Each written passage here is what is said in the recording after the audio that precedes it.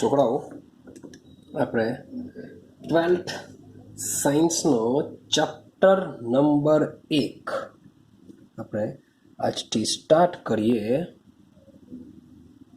Chapter number 1 જે છે આપણું ઘન અવસ્થા, જેને સોલિડ સ્ટેટ કહેવામાં આવે છે. મીન્સ કે ઘન અવસ્થા વિશેનું જે રસાયણ વિજ્ઞાન છે તેને સોલિડ સ્ટેટ કેમેસ્ટ્રી તરીકે ઓળખીશું.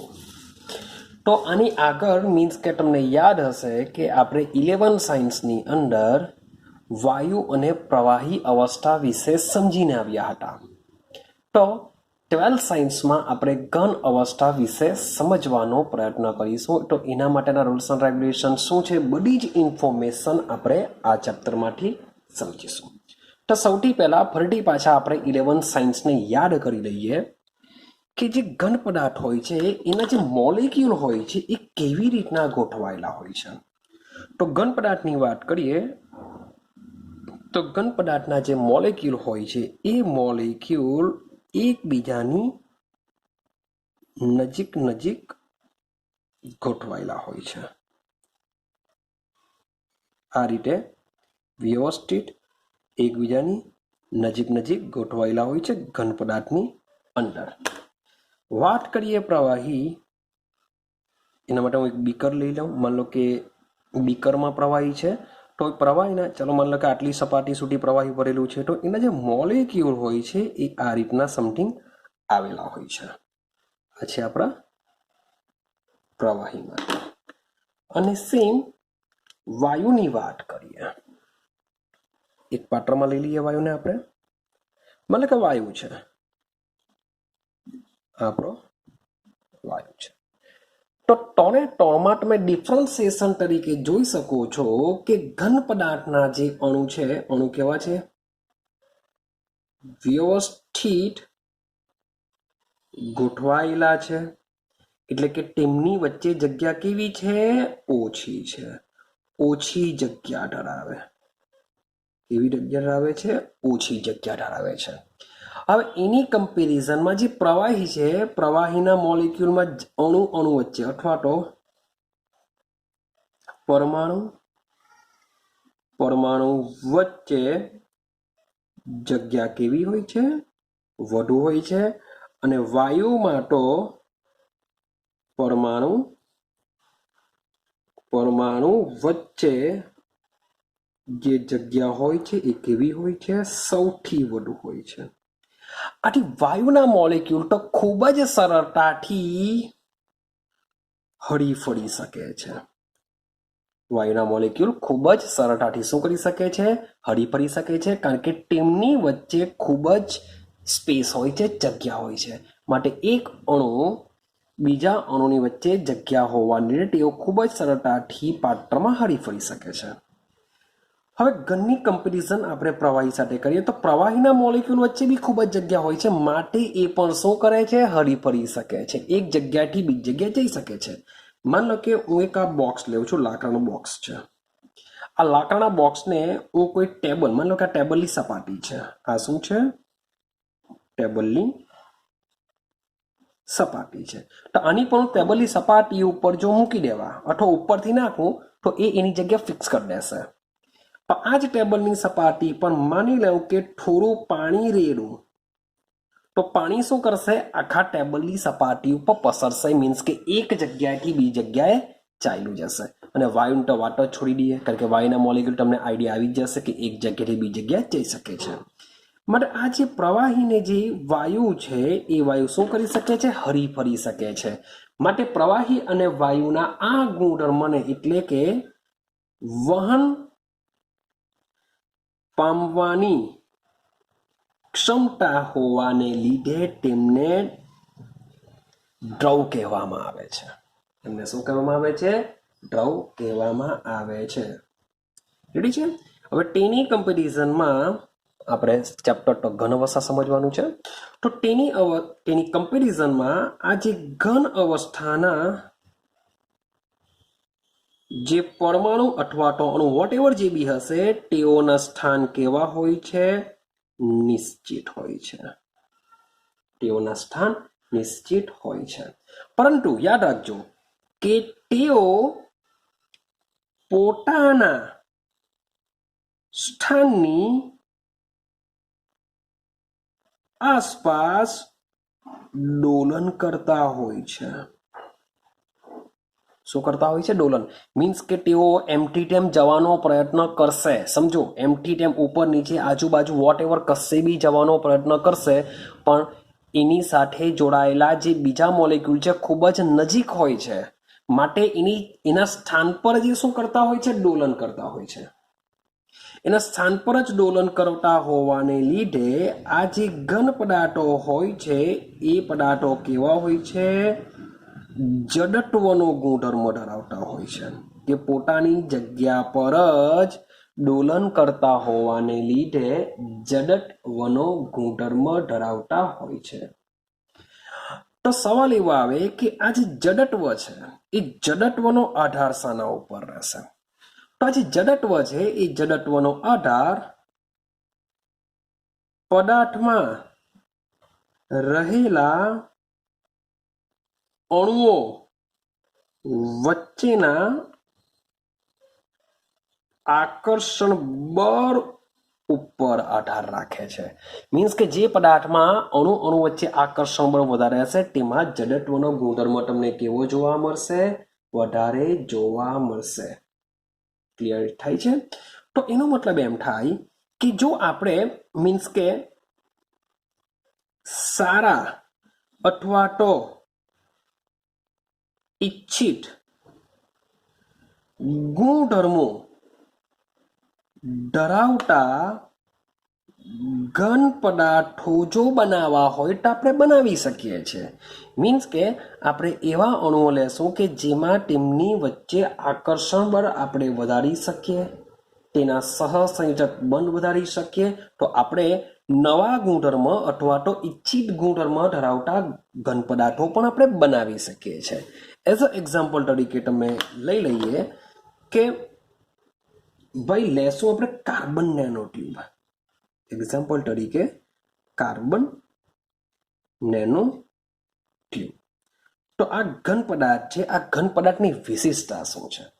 તો આ જે કાર્બન નેનો ટ્યુબ છે એ આ જ રીતના મીન્સ કે નવા ગુણધર્મ સાથે બનાવવામાં આવ્યો હતો, કે જે બાય સ્ટીલ કરતા મજબૂત છે. સ્ટીલ કરતા કેવું છે? મજબૂત. એની મજબૂતાઈ ખૂબ જ વધારે છે. હવે સ્ટીલનું વજન તો ઘણું બધું વધારે હોય છે, પણ આનું જે વજન હોય છે એ એલ્યુમિનિયમ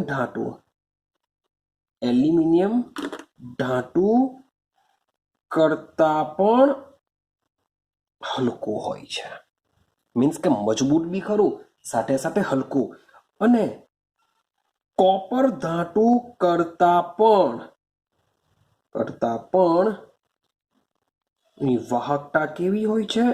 વધુ હોય છે. તો તમે વિચારો કે આપણે એક નવા ગુણધર્મવાળા અથવા તો ઈચ્છિત ગુણધર્મવાળા પદાર્થોને આ રીતના આપણે બનાવી શકીએ છીએ, કે જેમાં એના જે ગુણધર્મો હોય છે એ ગુણધર્મોમાં આપણે શું કરી શકીએ છીએ? સુધારો કરી શકીએ છીએ. તેનો આધાર તેની જડત્વ પર રહેશે અને જડત્વનો આધાર તેના આકર્ષણ બળ ઉપર રહેલો હોય છે. ક્લિયર થાય છે? ચાલો, તો હજુ પણ મીન્સ કે ફ્યુચરમાં એવા ઘણા બધા પદાર્થો હજુ પણ આપણે શોધી શકીએ છીએ, જેમ કે ભાઈ એવા પદાર્થો બી હજુ શોધાવાના બાકી છે કે જે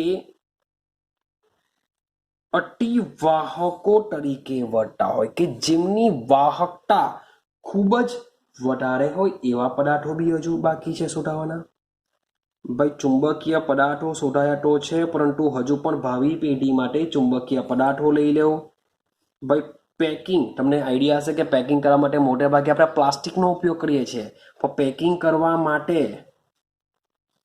જો જૈવ વિઘટનીય મીન્સ કે પોલિમર, તમને આઈડિયા હશે કે આપણે મોટે ભાગે કંઈ પણ લેવા જઈએ તો આપણે પોલિથીન બેગ આપે છે.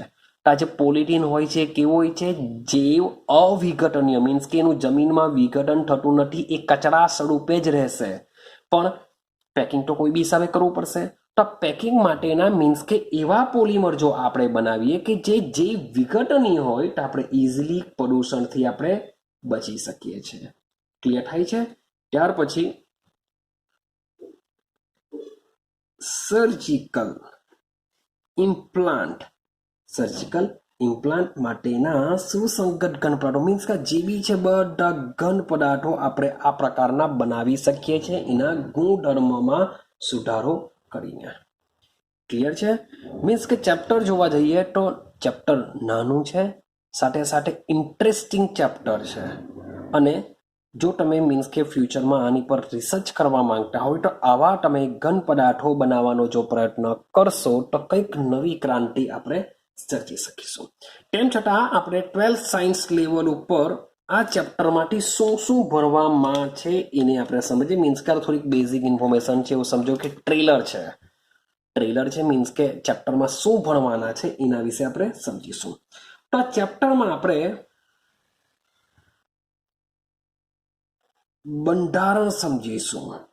સમજો, ઘન પદાર્થનું બંધારણ સમજીશું અને આ બંધારણમાં આપણે સમજીશું તેમાં રહેલા એટલે કે ઘન પદાર્થમાં રહેલા કણોની વિવિધ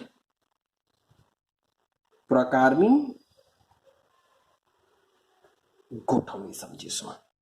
બંધારણમાં કણોની વિવિધ પ્રકારની શું સમજીશું? ગોઠવણી સમજીશું. ક્લિયર છે? સાથે સાથે આ જે કણો છે એ કણોનું બંધારણ પણ સમજવાનો પ્રયત્ન કરીશું. સાથે સાથે ઘન પદાર્થમાં આપણે વાત કરીશું એકમ કોષની. શાની વાત કરીશું? એકમ કોષની પણ વાત કરીશું. જે બી છે મીન્સ કે એકમ કોષ પર ઘણું બધું આપણે સમજવાના છે. ક્લિયર છે? ચાલો, ત્યાર પછી માની લો કે આપણો જે ઘન પદાર્થ હોય છે એ ઘન પદાર્થમાં જો અશુદ્ધિ હોય, જો ઘન પદાર્થમાં અશુદ્ધિ હોય અથવા તો અપૂર્ણતા હોય, અશુદ્ધિ હોય અથવા તો અપૂર્ણતા હોય તો ઘન પદાર્થના જે ગુણધર્મો છે તેમાં શું ફેરફાર થશે તે પણ આપણે સમજીશું. આઈડિયા આવે છે? તો સૌથી પહેલા આપણે વાત કરીશું તેના બંધારણ વિશે. તો ચેપ્ટરની શરૂઆત હવે આપણે કરીએ છીએ. હવે આપણે શું કરીએ? ચેપ્ટરની શરૂઆત કરીશું ઘન પદાર્થ. મીન્સ કે શરૂઆતમાં આપણે હમણાં સુધી જે બી સમજીને આવ્યા તે બહુ બેઝિક ઇન્ફોર્મેશન છે. મીન્સ કે પ્રસ્તાવના છે કે ભાઈ શું ભણવાના છે, ઘન પદાર્થ શું છે. તે છતાં બી ઘન પદાર્થ શું છે એ તો આપણે હમણાં સમજવાના જ છે. ચલો, તો શરૂઆત કરીએ આપણે ઘન અવસ્થા. તો ભાઈ જેના વિશે ભણવાના છે એના વિશેની બેઝિક ઇન્ફોર્મેશન આપણી પાસે હોવી જોઈએ. એના વિશેની બેઝિક ઇન્ફોર્મેશન આપણી પાસે હોવી જોઈએ. જેમ કે આપણે સમજીને આવીએ ઘન પદાર્થ, પ્રવાહી પદાર્થ અને વાયુ પદાર્થ. કે આ જે પદાર્થના 3 સ્વરૂપો, મોટે ભાગે એમ તો 5 સ્વરૂપો છે પણ આપણે સમજીએ મુખ્ય કયા છે? આ 3 અવસ્થા છે. ચાલો, પદાર્થની મુખ્ય 3 અવસ્થા છે. આ 3 અવસ્થાઓ એકબીજા ઉપર દબાણ અને તાપમાનની પરિસ્થિતિમાં તેઓનું શું થઈ શકે છે? એક અવસ્થામાંથી બીજી અવસ્થામાં રૂપાંતર થઈ શકે છે. તેમ પણ આપેલા દબાણે અને આપેલા તાપમાને આમાંથી કઈ અવસ્થા હશે? શબ્દ બોલું છું કે દબાણ અને તાપમાન દ્વારા આપણે એક અવસ્થાને બીજી અવસ્થામાં રૂપાંતર કરી શકીએ છીએ, જે આપણે 11th સાયન્સમાં ભણીને આવ્યા છે જ. સાચી વાત છે. પણ જ્યારે ચોક્કસ દબાણ અને ચોક્કસ તાપમાન માની લો કે કોઈ આપેલું હોય તો 3 અવસ્થામાંથી કોની સ્થાયીત્વતા વધુ હશે તે કોના ઉપર આધાર રાખશે? મીન્સ કોઈ ચોક્કસ તાપમાન ને ચોક્કસ દબાણ આપેલું હોય તો 3 માંથી કોણ હશે? મીન્સ કે એવું જરૂરી નથી કે આપણી પાસે સોડિયમ ધાતુ છે તો સોડિયમને ભાઈ ગેસમાં બી રૂપાંતર કરી શકાય છે. સાથે સાથે હાઇડ્રોજન શું છે? ચાલો કાર્બન ડાયોક્સાઇડ લઈ લો. કાર્બન ડાયોક્સાઇડ ગેસ છે તો એનું આપણે સોલિડમાં પણ રૂપાંતર કરી શકીએ છીએ. તો આ જે ત્રણ અવસ્થા છે એ અચળ તાપમાને અને દબાણે અથવા તો ચોક્કસ તાપમાને અને દબાણે આ ત્રણમાંથી કોની સ્થાયીત્વતા વધુ હશે, જેનો આધાર બે પરસ્પર વિરોધી પરિબળ ઉપર આધાર રાખશે. આ બંને પરિબળ શું છે? એકબીજાથી વિરુદ્ધ છે. તેમાં પહેલો પરિબળ છે આંતર આણ્વીય આકર્ષણ બળ. પહેલું પરિબળ શું છે? આંતર આણ્વીય આકર્ષણ બળ. હવે આ જે આંતર આણ્વીય આકર્ષણ બળ છે તે શું કરશે? તો આ જે આંતર આણ્વીય આકર્ષણ બળ છે એ શું કરી શકે છે? એક તો કણો કણો વચ્ચે લાગે છે, માટે કણોને શું રાખવાનો પ્રયત્ન કરશે? ભેગા રાખવાનો પ્રયત્ન કરશે. બધા કણોને શું કરશે? એકબીજાથી નજીક લાવવાનો પ્રયત્ન કરશે અથવા તો ભેગા લાવવાનો પ્રયત્ન કરશે. બીજું પરિબળ છે ઉષ્મીય ઉર્જા. ઉષ્મીય ઉર્જાનો મતલબ થાય કે ઉષ્મીય ઉર્જા શું કરશે? ભાઈ કણોની ઉર્જામાં વધારો કરશે. જો કણોની ઉર્જામાં જો વધારો થાય તો કણોની શું વધી જશે? ગતિ ઉર્જા વધશે. માટે કણો શું કરશે? એક બીજાથી દૂર જવાનો પ્રયત્ન કરશે. મીન્સ કે આ બંને જે પરિબળો છે જે શું છે? એકબીજાથી વિરુદ્ધ છે. કે આંતર આણ્વીય આકર્ષણ બળ એકબીજાને નજીક લાવવાનો પ્રયત્ન કરશે, માટે ઘન અવસ્થા જેવું બનાવવાનો પ્રયત્ન કરશે. અને ઉષ્મીય ઉર્જા શું કરશે? કણોને એનર્જી આપશે, જેથી એની પાસે ગતિ ઉર્જા વધે, જેથી કણો એકબીજાથી દૂર જશે તો વાયુ અવસ્થા તરફ લઈ જશે.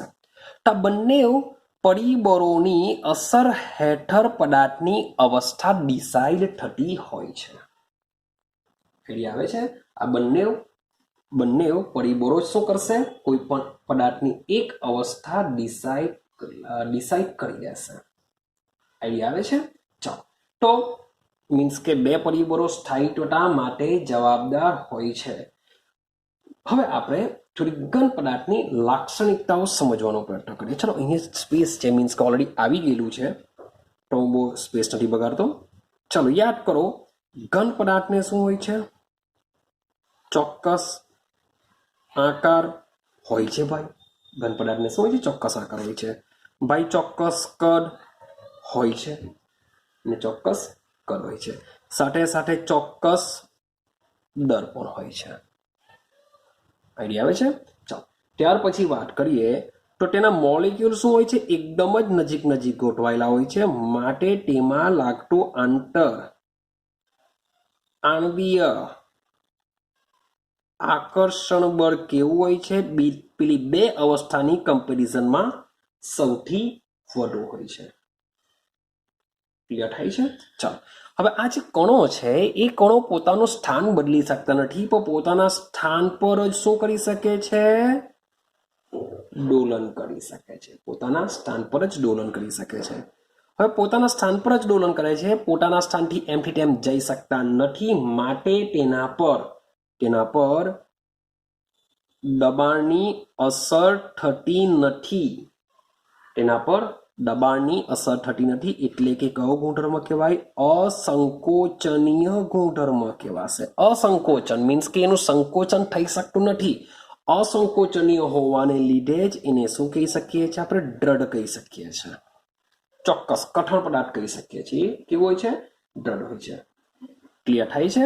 તો આ શું છે? ઘન પદાર્થની એક સામાન્ય લાક્ષણિકતાઓ છે જે આપણે ઓલરેડી 11 સાયન્સમાં ભણીને આવ્યા હતા.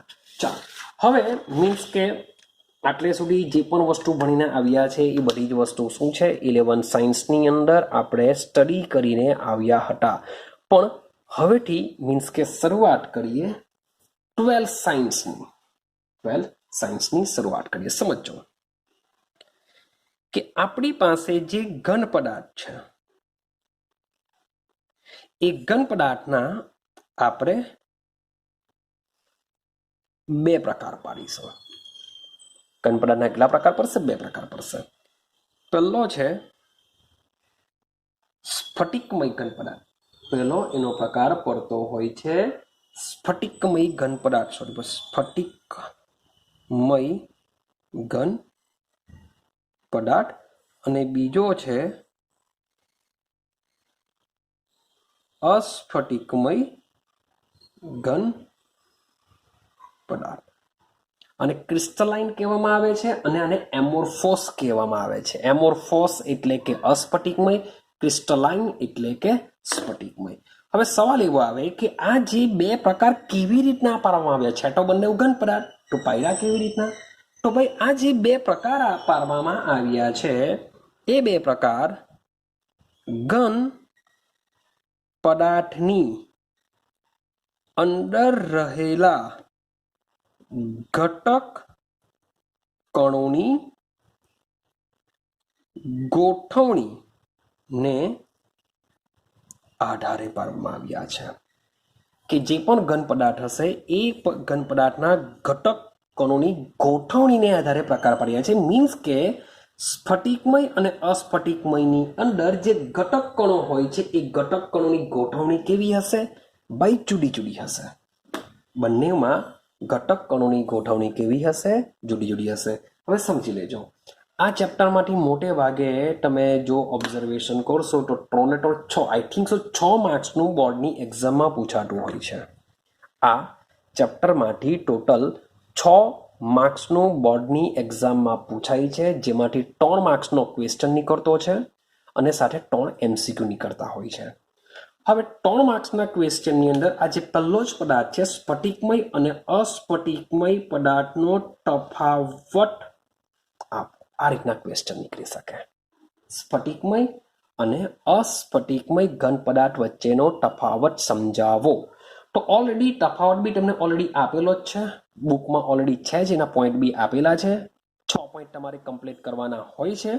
પણ તેમ છતાં પણ મીન્સ કે શરૂઆતમાં તમને એને સમજાવવાનો પ્રયત્ન કર્યો છે કે ભાઈ ઘન પદાર્થમાં શું, સ્ફટિકમય પદાર્થમાં શું હોય, અસ્ફટિકમય પદાર્થમાં શું હોય, એ બધું સમજાવેલું છે અને ત્યારબાદ એનો તફાવત આપ્યો છે. તો કોઈ બી હિસાબે આ જે ટોપિક જે ચાલી રહ્યો છે એને બરાબર સમજવાનો પ્રયત્ન કરજો, કારણ કે બોર્ડની એક્ઝામમાં પૂછાઈ ગયેલો ક્વેશ્ચન છે અને પૂછાઈ શકે છે. માટે જેટલું બી કહેવામાં આવે છે એ તમારે કોઈ પણ હિસાબે શું કરવાનું હોય છે? કમ્પ્લીટ કરવાનું હોય છે. આઈડિયા આવે છે? ચાલો હવે બંનેને જરા જરા ધીમે ધીમે સમજતા રહેજો. સ્ફટિકમય પદાર્થ કેવો હોય છે, અસ્ફટિકમય પદાર્થ કેવો હોય છે. ચાલો શરૂઆત કરીએ સ્ફટિકમયથી. સમજજો, જે સ્ફટિકમય ઘન પદાર્થ હોય છે એ સ્ફટિકમય ઘન પદાર્થમાં જે એના કણો હોય છે એ કણો માન લો કે મોટી સંખ્યા મતલબ શું થાય કે એના ઘણા બધા નાના નાના કણો. હવે કણોની જગ્યાએ આપણે શબ્દ વાપરીશું નાના નાના એના સ્ફટિકો, જેને આપણે એકમ કોષ દ્વારા પછાડથી ઓળખીશું. તો મોટી સંખ્યામાં એના નાના નાના જે સ્ફટિકો છે એ સ્ફટિકો કેવું ધરાવે છે?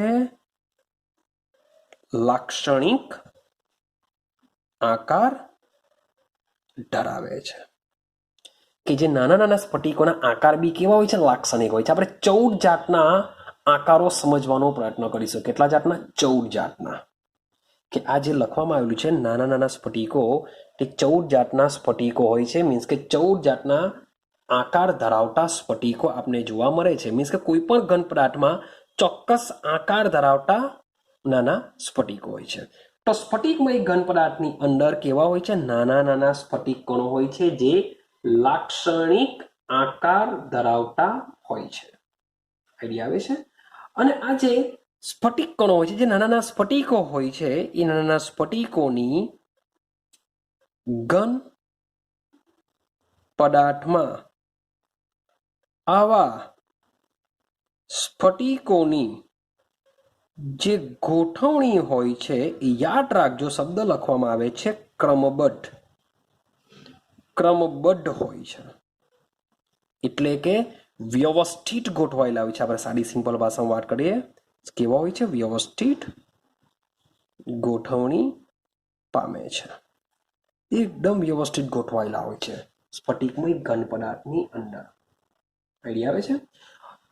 પહેલી વસ્તુ કે સ્ફટિકમય ઘન પદાર્થ કેવા હોય છે, તો એની અંદર ખૂબ જ વધારે સંખ્યામાં નાના નાના સ્ફટિકો આવેલા હોય છે, જે લાક્ષણિક અથવા તો ચોક્કસ આકાર ધરાવતા હોય છે. અને આ નાના નાના સ્ફટિકોની જે ગોઠવણી હોય છે ખૂબ જ વ્યવસ્થિત ક્રમબદ્ધ રીતે તેઓ એકબીજા સાથે ગોઠવાયેલા હોય છે.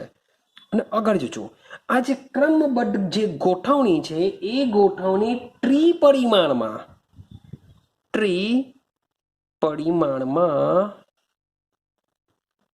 પુનરાવર્તન પામે છે.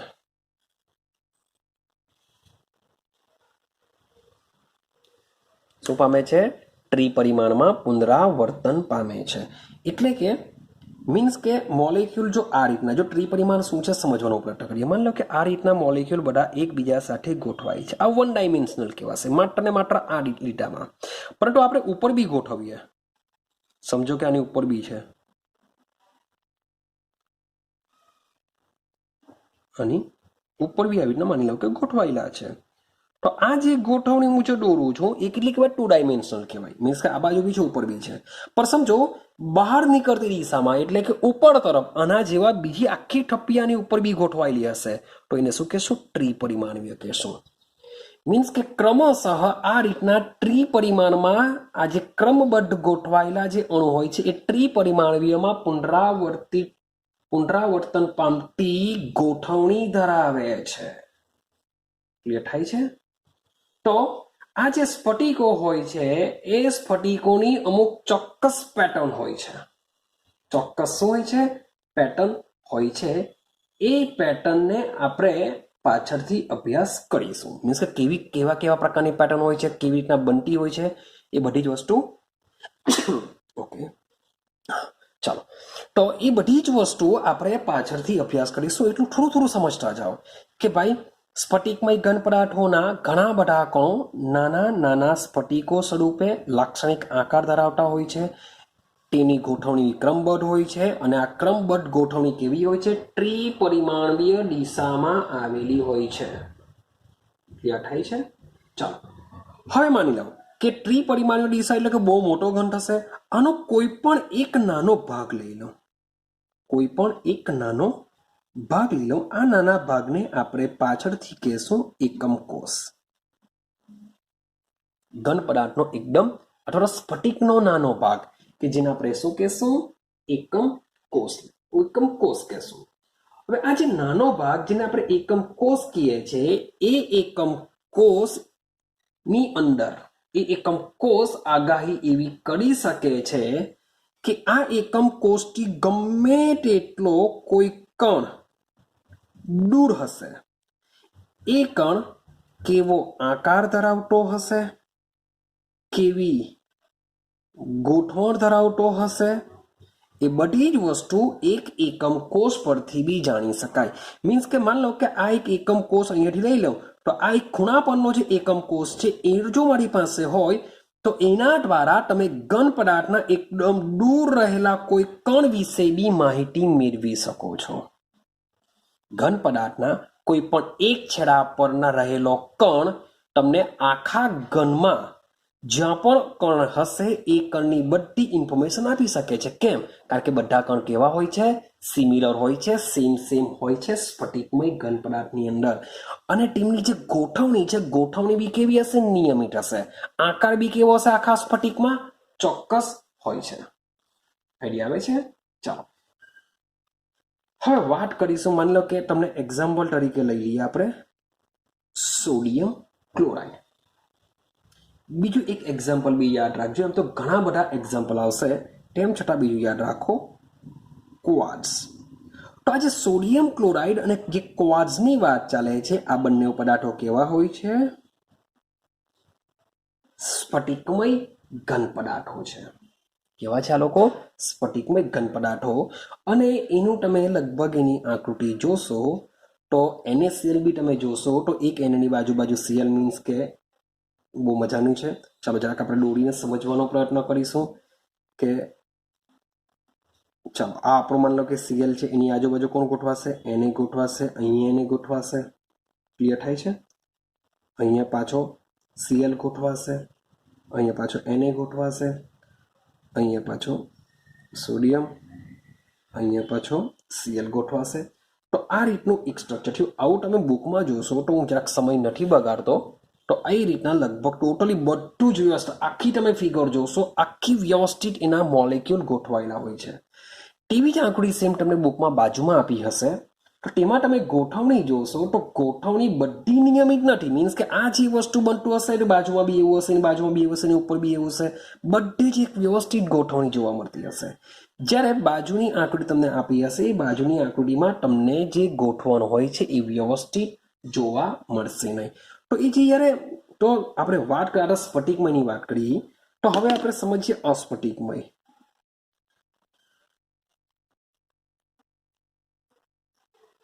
અસ્ફટિકમયમાં શું થવાનું? આમાં આપણે શું કીધું કે કણોની ગોઠવણી કેવી હોય છે? ક્રમબદ્ધ હોય છે. ત્યારે આમાં જે કણો હોય છે એ કણોની ગોઠવણી હોય છે, એ ગોઠવણી ક્રમબદ્ધ હોતી નથી.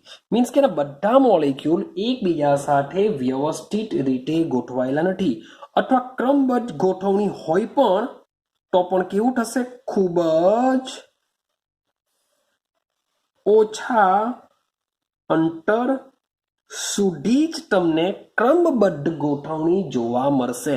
જ્યારે સ્ફટિકમયમાં શું થશે? ખૂબ જ લાંબા અંતર સુધી કણોની ગોઠવણી વ્યવસ્થિત થયેલી હોય છે. જ્યારે આમાં શું થશે?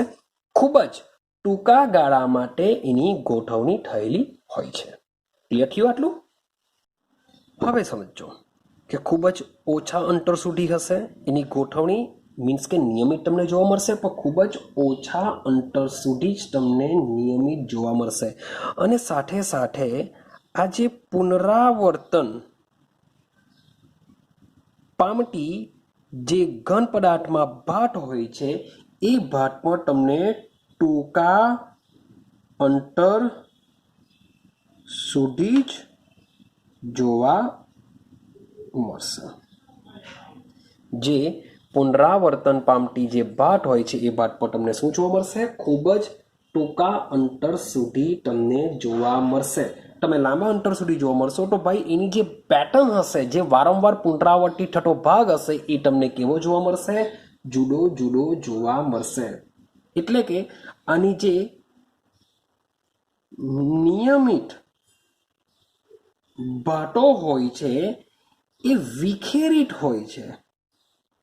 હું એમ તો નથી કહી શકું કે બધી જુદી જુદી હશે, હું એમ નથી કહેતો, પણ જે પુનરાવર્તિત ભાટ હોય છે, મીન્સ કે બે જાતની અંદર ભાટ તમને જોવા મળશે. પણ એ બી ભાટ કેવી હશે?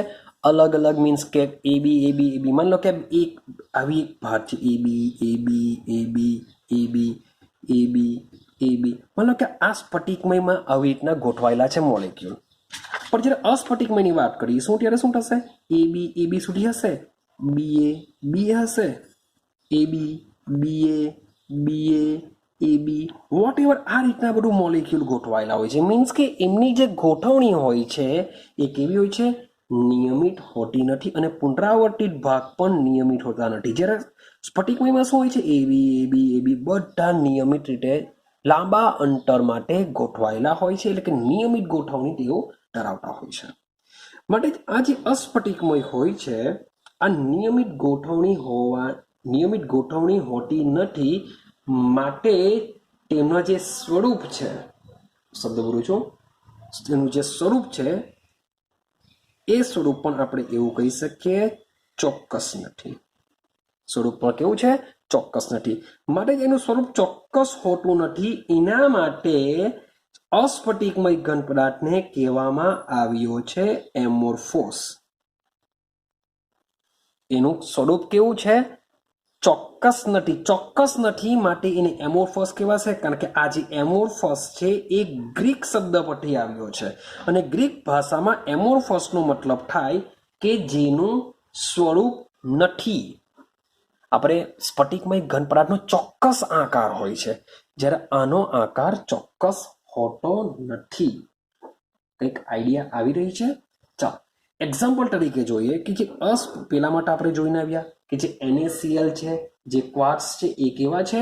સ્ફટિકમય ઘન પદાર્થો છે. જ્યારે એના એક્ઝામ્પલની જો વાત કરીએ તો તમે લઈ લો કાચ, અસ્ફટિકમય ઘન પદાર્થ છે. રબર લઈ લો, પ્લાસ્ટિકના પદાર્થો લઈ લો, કોઈ પણ પ્રકારનું પ્લાસ્ટિક હોય, કંઈક રમકડું હોય કે ભરવા માટેનું કંઈક સાધન હોય, કોઈ બી પ્લાસ્ટિક પદાર્થ લઈ લો, એ બધા કેવા આવશે? અસ્ફટિકમય ઘન પદાર્થ આવશે. એકચ્યુઅલી આ જે અસ્ફટિકમય ઘન પદાર્થ હોય છે એને એવું કહેવામાં આવે છે કે આ લોકો અતિશય ઠંડા કરેલા પ્રવાહી છે. આ લોકો માટે શું કરવામાં આવે છે? માનવામાં આવે છે કે આ જે કાચ છે એ બી અતિશય ઠંડુ કરેલું પ્રવાહી, એટલે કે શું બની જશે? પ્રવાહીમાંથી ઘન બની જશે. એટલે કે અતિશય ઠંડા કરેલા પ્રવાહી છે કે જેને આપણે ઘન સ્વરૂપમાં સમજીએ છીએ, અથવા ઘન સ્વરૂપ તેઓ અસ્તિત્વ ધરાવતા હોય છે. ક્લિયર છે? સેમ રબર પણ લઈ લો, પ્લાસ્ટિક પણ લઈ લો, એ બધાને જ આપણે ખૂબ જ ઠંડા કરેલા ઘન સ્વરૂપે માની લઈએ છે. ચાલો, હવે આ જે અસ્ફટિકમય ઘન પદાર્થો છે, આપણે કહ્યું જ છે અહીંયા કે અતિશય ઠંડા કરેલા પ્રવાહી છે, માટે આ ઘન પદાર્થોનો જે પ્રકાર છે એની જે રચના છે, આવા ઘન પદાર્થોની રચના છે એ રચના કોને સમાન હોય છે? ભાઈ, પ્રવાહીને સમાન હોય છે. આવા ઘન પદાર્થોની રચના કોને હોય છે? પ્રવાહીને આપણે સમાન જોવા મળતી હોય છે. ને આ જે ઘન પદાર્થ છે એ ઘન પદાર્થના કણોની જે ગોઠવણી છે એ સ્ફટિકમય કરતા જુદી પડતી હોવાને લીધે તેને લીધે આવા ઘન પદાર્થોના જે ગુણધર્મો હોય છે એ પણ કેવા હોય છે? સ્ફટિકમય કરતા જુદા પડે છે. એના ગુણધર્મો બી કેવા પડશે? જુદા. એટલે કે મીન્સ કે જે બી બધી વસ્તુ છે એ માત્ર ને માત્ર શાના પર રચાયેલું છે? કણોની ગોઠવણી ઉપર. પેલામાં કણોની ગોઠવણી બધી વ્યવસ્થિત ગોઠવાયેલી છે, આમાં કણોની ગોઠવણી વ્યવસ્થિત નથી, જેને લીધે જે ઘનના જે ગુણધર્મો છે એ ગુણધર્મમાં બી શું થશે? તમને બદલાવ જોવા મળશે. એઝ અ એક્ઝામ્પલ સમજો. માન લો કે મારી પાસે સ્ફટિકમય ઘન પદાર્થ છે. મારી પાસે શું છે? સ્ફટિકમય ઘન પદાર્થ છે. હવે આ સ્ફટિકમય ઘન પદાર્થની જો વાત કરીએ તો યાદ રાખજો, સ્ફટિકમય, કારણ કે બધી જ વસ્તુ તમને તફાવતમાં કામ લાગશે, તો પોઈન્ટ બાય પોઈન્ટ યાદ રાખતા જજો. તો સ્ફટિકમય ઘન પદાર્થોને શું હોય છે? ચોક્કસ ગલનબિંદુ હોય છે. ચોક્કસ ગલનબિંદુનો મતલબ એમ થાય કે ચોક્કસ તાપમાને ગલનબિંદુ એટલે શું થશે? પીગળે છે. તેઓ શું કરશે? ચોક્કસ તાપમાને પીગળે છે અને પીગળીને શું બની જશે? એમાંથી પ્રવાહી બની જશે, કારણ કે સ્ફટિકમય ઘન પદાર્થ છે. હવે આ બાજુ સમજીએ અસ્ફટિકમય ઘન પદાર્થ. આ બાજુ સમજીએ અસ્ફટિકમય ઘન પદાર્થ. તો ભાઈ અસ્ફટિકમય ઘન પદાર્થના ચોક્કસ ગલનબિંદુ હોતા નથી, એકદમ ફિક્સ હોતા નથી. શબ્દ લખું છું, અમુક ચોક્કસ તાપમાનના ગાળામાં પીગળે છે. જો શબ્દ બોલજો તાપમાનના ગાળામાં, અહીંયા શું કહ્યું હતું? ચોક્કસ તાપમાને પીગળે છે. ત્યારે અહીંયા શું કહ્યું છે? ચોક્કસ તાપમાનના ગાળામાં નરમ પડશે અને પછી એ શું કરશે? પીગળશે. ને પીગળીને શું કરી શકે છે? વહી શકે છે. એટલે કે ભાઈ પ્રવાહી બની જશે, તો પછી તો એ વહી શકે છે. અને વહીને જો ફરીથી પાછો એનો જો ઢાળ મેળવવામાં આવે તો ફરીથી પાછો ઢાળી શકાય છે. ને એ ઢાળનો જે આકાર હશે, જે મુજબનો ઢાળ હશે તે મુજબનો એ આકાર રચી શકાય છે. કેમ? કારણ કે આ જે ઘન પદાર્થો હોય છે એ ઘન પદાર્થના ગુણધર્મો અસ્ફટિકમય ઘન પદાર્થના ગુણધર્મો કોના જેવા હોય છે? પ્રવાહી જેવા હોવાને લીધે તેને જો ગરમ કરવામાં આવે, માન લો કે પોલિથીન બેગ છે, સમજો, એ પોલિથીન બેગને મીન્સ કે કોથળી છે હવે તમે ગરમ કરો તો એ બધું પીગળી જશે. પીગળીને માની લો કે તમે કોઈ ડબ્બામાં એને ભરો તો એનો આકાર કોના જેવો થઈ જવાનો? ડબ્બા જેવો થઈ જશે. આઈડિયા આવે છે? અને એનો છે મીન્સ કે તમે બે જાતની કોથળી લેવો, એ બંનેને સળગાવો, તો સળગાવશો તો પણ એ ચોક્કસ તાપમાને મીન્સ કે બંનેનું કંઈ તાપમાન ચોક્કસ હોતું નથી, પણ ચોક્કસ તાપમાનના ગાળામાં એ શું કરશે? નરમ બનશે પહેલા, પછી પીગળી જશે, પીગળીને પછી એ વહેવાનું શરૂ કરી દેશે. ક્લિયર થાય છે? કેમ? કારણ કે એના ગુણધર્મો કોના જેવા હોય છે? પ્રવાહી જેવા હોય છે. માટે જ અસ્ફટિકમય પદાર્થને શું કરવામાં આવે છે? અતિઘટ પ્રવાહીઓ ગણી શકાય. શું કહી શકાય? અતિઘટ પ્રવાહી કહી શકાય છે અસ્ફટિકમય પદાર્થોને અંદર.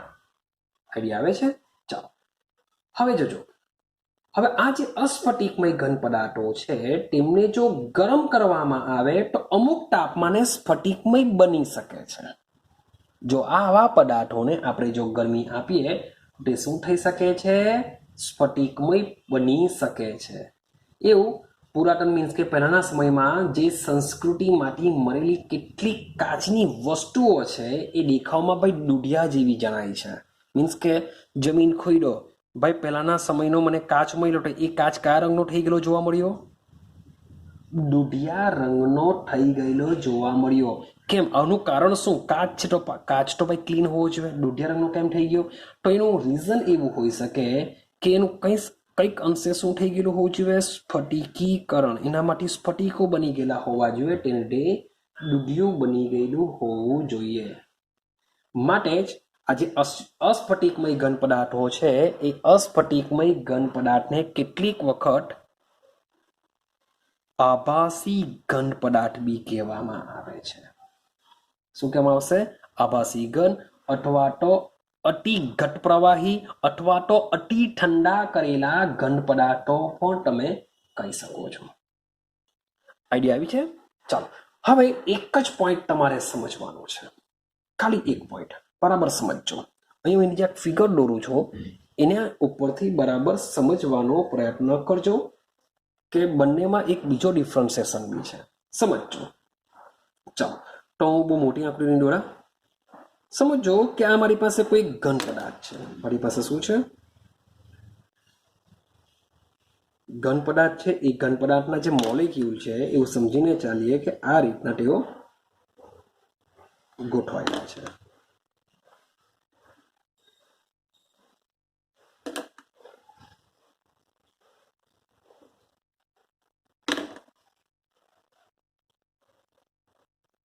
ઓકે, ચાલો હું આટલી જ આંકડી દોરું છું.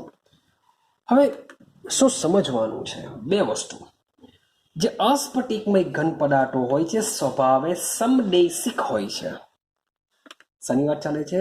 અસ્ફટિકમયની. શબ્દ બોલું છું, અસ્ફટિકમય. કે જે અસ્ફટિકમય જે ઘન પદાર્થ છે એ સ્વભાવે કેવા હોય છે? સમદેશિક. યાદ રાખજો શબ્દ સમદેશિક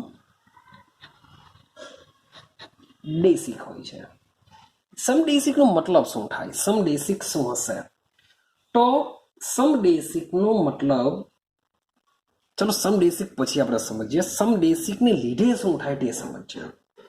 તો સમદેશિકને લીધે જ આ જે અસ્ફટિકમય પદાર્થ હોય છે તેમના જે ભૌતિક ગુણધર્મો છે, શબ્દ બોલું છું, એમના ભૌતિક ગુણધર્મ જેવા કે વિદ્યુતીય અવરોધ.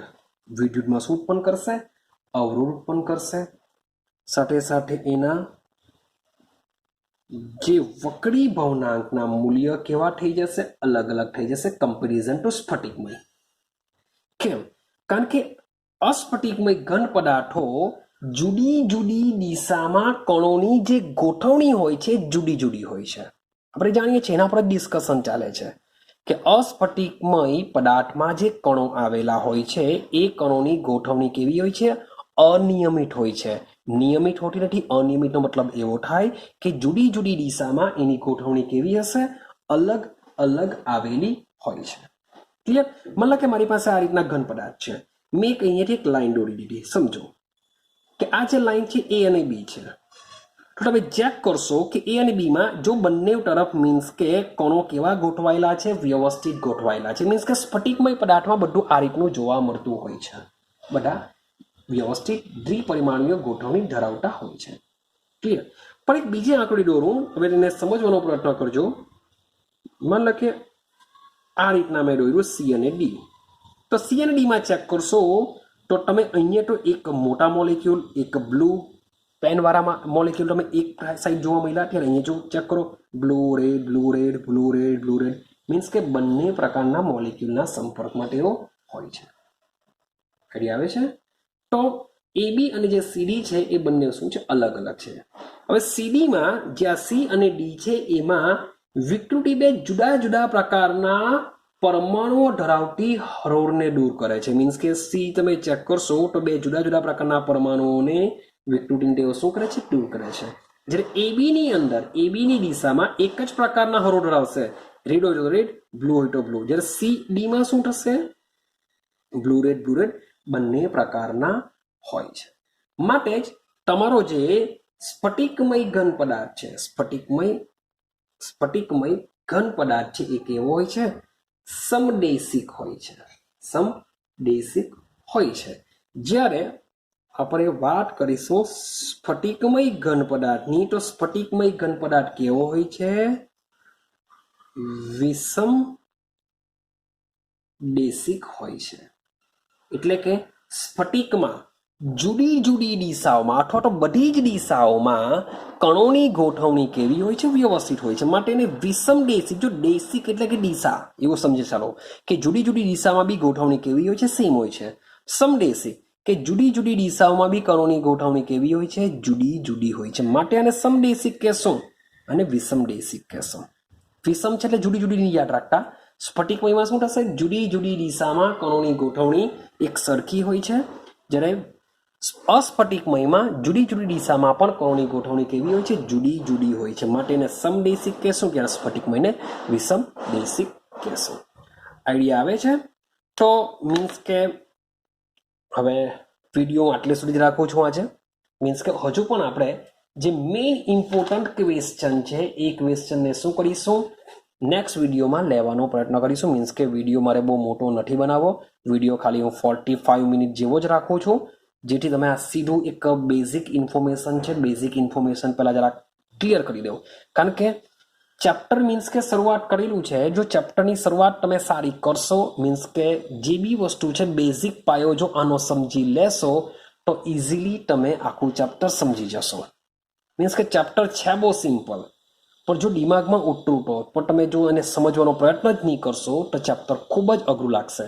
અને ચેપ્ટર પાછું એવું છે કે તમે એકવાર વાંચી લેશો તો પણ મે બી તમને એવું થઈ શકે કે ખબર નહીં પડશે. માટે આ ચેપ્ટરને સમજવું ખૂબ જ જરૂરી છે. ક્લિયર છે? તો મીન્સ કે નેક્સ્ટ વિડીયોમાં આપણે સ્ફટિકમય ઘન પદાર્થ અને અસ્ફટિકમય ઘન પદાર્થ જે આ વસ્તુ સમજેલા છે એને આપણે તફાવત સ્વરૂપે સમજવાનો પ્રયત્ન કરીશું. અને મોસ્ટ આઈએમપી ક્વેશ્ચન છે, તમારે કોઈ પણ હિસાબે ક્વેશ્ચન કરવો પડશે. અને સાથે સાથે આપણે ફરીથી પાછા ઘન પદાર્થોના પ્રકારો પાડીશું, પણ એ અલગ રીતના પ્રકારો હશે. તો મળીશું આપણે નેક્સ્ટ વિડીયોની અંદર.